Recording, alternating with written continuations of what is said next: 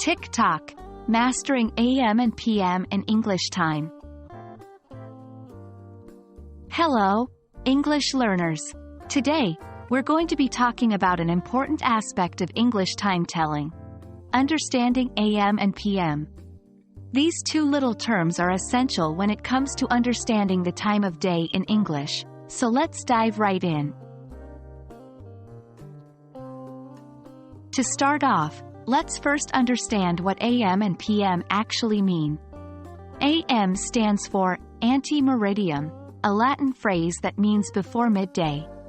So, any time between 12 o'clock midnight and 11:59 in the morning is referred to as AM. On the other hand, PM stands for post meridiem, which means after midday. Therefore, any time from 12 o'clock noon until 11:59 in the evening is considered as PM.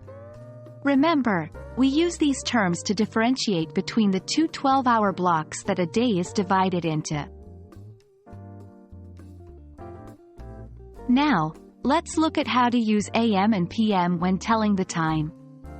When you see a time like 8 AM, it means that it's 8 o'clock in the morning, before midday. Conversely, 8 PM means it's 8 o'clock in the evening, after midday.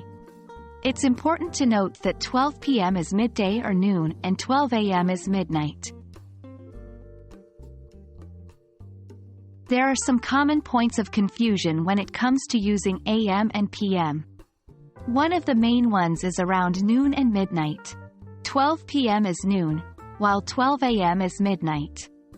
This might seem counterintuitive because you might think that 12 AM should be midday.